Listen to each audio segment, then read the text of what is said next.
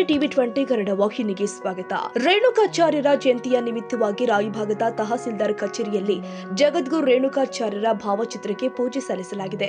ಕಾರ್ಯಕ್ರಮಕ್ಕೆ ಕಂದಾಯ ಇಲಾಖೆ ಸಿಬ್ಬಂದಿ, ವಿನಾಯಕ ಭಾಟೆ ಹಾಗೂ ಅಗ್ನಿಶಾಮಕ ದಳದ ಸಿಬ್ಬಂದಿ, ಕೌಜಲಗಿ ಮತ್ತು ಊರಿನ ಜಂಗಮ ಸಮಾಜದ ಎಲ್ಲಾ ಮುಖಂಡರು ಹಾಜರಿದ್ದರು. ಈ ವೇಳೆ ರಾಯಭಾಗದ ಜಂಗಮ ಸಮಾಜದ ಹಿರಿಯರು ಹಾಗೂ ವೇದಮೂರ್ತಿ ಬಸಯ್ಯ ನಿಶಾನಿಮಠ ಮಾತನಾಡಿ, ಜಗತ್ತು ಸಹ ಬಾಳ್ವೆಯ ಪ್ರತೀಕ ಹಾಗೂ ಜಗದ್ಗುರು ರೇಣುಕಾಚಾರ್ಯರ ಜಯಂತಿಯನ್ನ ಸರ್ಕಾರಿ ಕಚೇರಿಗಳಲ್ಲಿ ಆಚರಿಸುತ್ತಿರುವುದು ನಿಜಕ್ಕೂ ಸ್ವಾಗತಾರ್ಹ. ರೇಣುಕಾಚಾರ್ಯರ ತತ್ವ, ಆದರ್ಶ, ಶಿಸ್ತು ಜಗತ್ತಿಗೆ ಮಾದರಿಯಾಗಲಿ ಎಂಬ ಆಶಯ ವ್ಯಕ್ತಪಡಿಸಿದರು. ಜಯಾನಂದ ಹಿರೇಮಠ ಮಾತನಾಡಿ, ರೇಣುಕಾಚಾರ್ಯರ ಜೀವನ ಶೈಲಿ ಹಾಗೂ ಅವರ ಆಚಾರ ಆದರ್ಶವನ್ನ ವಿಸ್ತಾರವಾಗಿ ತಿಳಿಸಿದ್ದಾರೆ. ಸರ್ವಲೋಕೋಪಕಾರಾಯ ಯೋ ದೇವರಾಜೇಶ್ವರಃ ಚರತಿಥಿ ರೂಪೇಣ ನಮಸ್ತೆ ಜಗತ್. ಆದಿಯಲ್ಲಿ ನನ್ನ ಅಂತರಾತ್ಮದ ಒಡೆಯ ಶ್ರೀ ಸಿದ್ದೇಶ್ವರ ಸ್ವಾಮಿಯನ್ನು ಮನಸ್ಸಾರ ಸ್ಮರಿಸಿ ಈ ದಿವಸ ಪೂಜೆಗೊಂಡಂಥ ಆದಿ ಜಗದ್ಗುರು ರೇಣುಕಾಚಾರ್ಯರ ಜಯಂತಿ ನಿಮಿತ್ತ ರೇಣುಕಾಚಾರ್ಯರ ಪ್ರತಿಮೆಗೆ ಪೂಜೆಯನ್ನು ಮಾಡಿ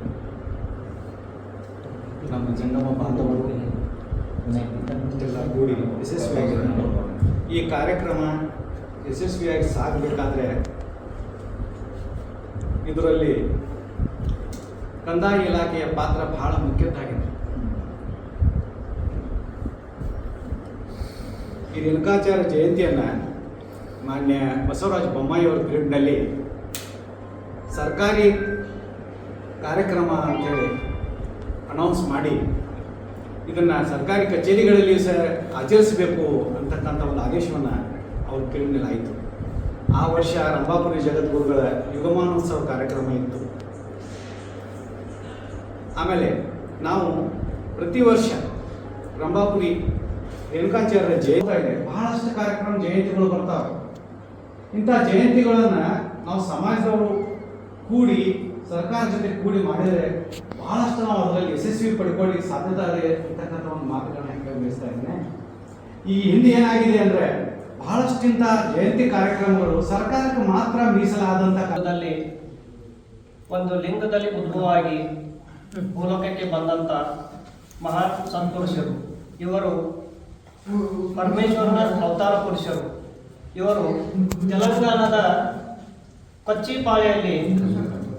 ಕೊಲ್ಲಿಪಾಲೆಯಲ್ಲಿ ಅವರು ಮೊಟ್ಟ ಮೊದಲಿಗೆ ಶಿವಲಿಂಗನ ಸ್ಥಾಪನೆ ಮಾಡಿ ಅವರು ಸಹಸ್ರಾರ ಸಂಖ್ಯೆಯಲ್ಲಿ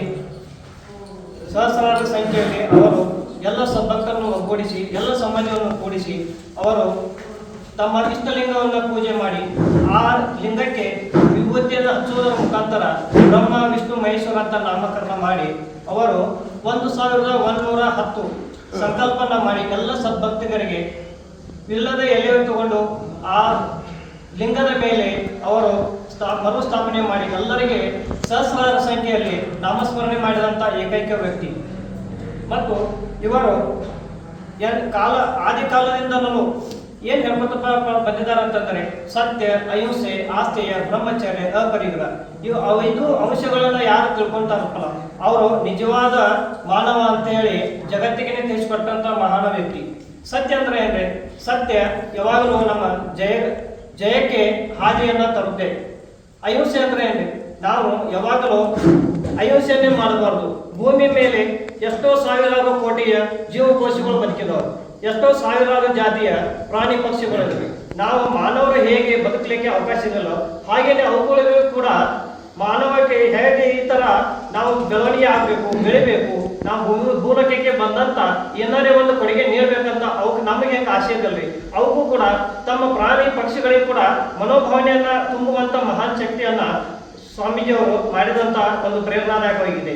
ಯಾಕಂದ್ರೆ ಮಾನವ ಜನ್ಮ ಕೂಡ ಅಷ್ಟ ಬದುಕಬಾರ್ದು ಅಂತ ಯಾರು ಹೇಳಿಲ್ಲ. ಆದರೂ ಕೂಡ ಪ್ರಾಣಿ ಪಕ್ಷಿಗಳು ಅವಕ್ಕೂ ಕೂಡ ಒಂದು ಜೀವ ಇದೆ, ಅವು ನಮ್ಮ ಹಾಗೆ ಜೀವನ ಮಾಡಲಿ ಅಂತ ಒಂದು ಪ್ರೇರಣೆ ಕೊಟ್ಟಂತ ಮಹಾನ್ ವ್ಯಕ್ತಿಗಳು. ಸತ್ಯ, ಅಹಿಂಸೆ, ಆಸ್ತೆ ಅಂದ್ರೆ ಏನ್ರಿ? ಆಸ್ತೆ ಅಂದ್ರೆ ಪರರ ಆಸ್ತಿಯನ್ನು ನಮ್ಮದು ಮಾಡ್ಕೊಳ್ಳೋದು, ಅವರಿಗೆ ಹಿಂಸೆ ಮಾಡೋದು, ಟೀಕಾ ಮಾಡೋದು, ಮತ್ತೆ ಏನಾದರೂ ಒಂದು ಅವರಿಗೆ ಅಪಪ್ರಚೋದನೆಯಾಗಿ ಮಾಡಿ ಅಂತ ಅವ್ರಿಗೆ ಕಳಂಕ ತರೋದು, ಈ ತರ ಯಾವಾಗೂ ಮಾಡಬಾರ್ದಂತ. ಬ್ರಹ್ಮಚರ್ಯ ಅಂದ್ರೆ ಏನ್ರಿ? ನಾವು ಯಾವ ನಮ್ಮ ತಾಯಿ ಇರಲಿ, ನಮ್ಮ ಒಂದು ಹೆಣ್ಣು ಮಗಳು ನಮಗೆ ತಾಯಿಯಾಗಿ ಪ್ರೀತಿಯನ್ನು ಹಂಚ್ತಾರೆ, ಮಗಳಾಗಿ ಪ್ರೀತಿಯನ್ನು ಹಂಚ್ತಾರೆ, ಹೆಂಡತಿಯಾಗಿ ಪ್ರೀತಿಯನ್ನು ಹಂಚ್ತಾರೆ. ಈ ತರ ಭಾವನೆಯನ್ನ ಒಂದು ಹೆಣ್ಣು ಮಗುವನ್ನ ನೋಡೋದ್ರಿಂದ ನಮ್ಮ ಆತ್ಮವನ್ನ ನಾವು ಬಲಿಷ್ಠ ಮಾಡ್ಕೋಬಹುದು.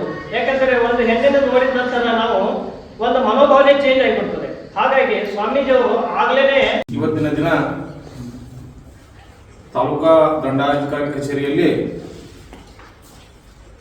ರೇಣುಕಾಚಾರ್ಯ ಜಯಂತಿ ಉತ್ಸವವಾಗಿ ತಹಶೀಲ್ದಾರ್ ಆಫೀಸ್ ವತಿಯಿಂದ ಹಾಗೂ ರಾಯಬಾಗ ಎಲ್ಲ ಜಂಗಮ ಸಮಾಜದ ವತಿಯಿಂದ ಈ ಒಂದು ರೇಣುಕಾಚಾರ್ಯ ಜಯಂತಿ ಉತ್ಸವವನ್ನು ಒಂದು ಪೂಜೆ ವಿಧಿ ವಿಧಾನಗಳ ಮುಖಾಂತರ ಎಲ್ಲ ತಹಶೀಲ್ದಾರ್ ಸಾಹೇಬರ ಒಂದು ಸಮ್ಮುಖದಲ್ಲಿ ಅವರ ಅನುಪಸ್ಥಿತಿಯಲ್ಲಿ ಇವತ್ತಿನ ದಿನ ನಮ್ಮೆಲ್ಲರ ಆತ್ಮೀಯರಾದಂತಹ ವಿನಾಯಕ್ ಬಾಚೇಸರ್ ಇವರು ಉಪಸ್ಥಿತರಿದ್ದಾರೆ.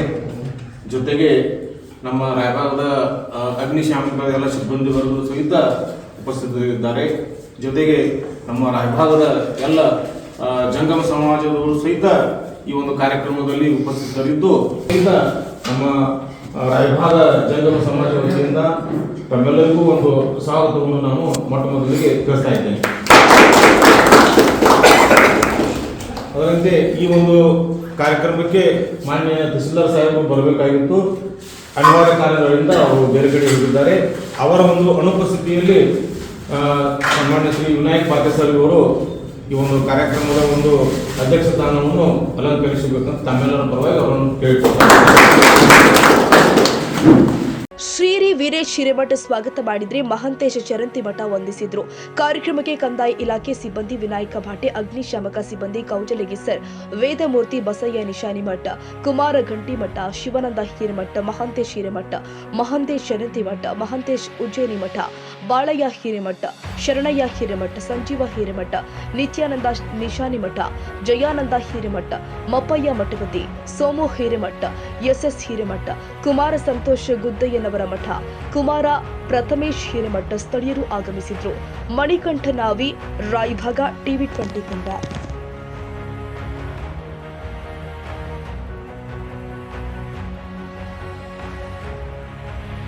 ಕನ್ನಡಿಗರ ಮೆಚ್ಚಿನ ನಿಮ್ಮ TV20 ಕನ್ನಡ ವಾಹಿನಿ ಇದೀಗ ಟಿವಿಯಲ್ಲಿ ಲಭ್ಯ. ಕರ್ನಾಟಕ ಮತ್ತು ದೇಶ ವಿದೇಶದ 360 ಡಿಗ್ರಿ ಸುದ್ದಿ ವಿವರವನ್ನ ಪಡೆಯುವುದಕ್ಕೆ TV20 ವಾಹಿನಿಯನ್ನು ಲೈಕ್ ಮಾಡಿ, ವಿಡಿಯೋಗಳನ್ನು ಶೇರ್ ಮಾಡಿ, ಕಮೆಂಟ್ ಮಾಡಿ, ಸಬ್ಸ್ಕ್ರೈಬ್ ಮಾಡಿ. HCN ಕೇಬಲ್ 842 ನಂಬರ್ನಲ್ಲಿ ಹುಕ್ಕೇರಿ ತಾಲೂಕು ಹಾಗೂ ಸಂಕೇಶ್ವರದ ಸುತ್ತಮುತ್ತಲಿನ ಹಳ್ಳಿಗಳಲ್ಲಿ ಲಭ್ಯ. PCN ಕೇಬಲ್ 129 ನಂಬರ್ನಲ್ಲಿ ಹಾರುಗೆರೆ ಸುತ್ತಮುತ್ತಲಿನ ಹಳ್ಳಿಗಳಲ್ಲಿ ಲಭ್ಯ. ರಾಯಬಾಗ್ ಡಿಜಿಟಲ್ ಚಾನೆಲ್ ಕೇಬಲ್ 80ನೇ ನಂಬರ್ನಲ್ಲಿ ರಾಯಬಾಗ ತಾಲೂಕಿನ ಸುತ್ತಮುತ್ತಲಿನ ಹಳ್ಳಿಗಳಲ್ಲಿ ಲಭ್ಯ.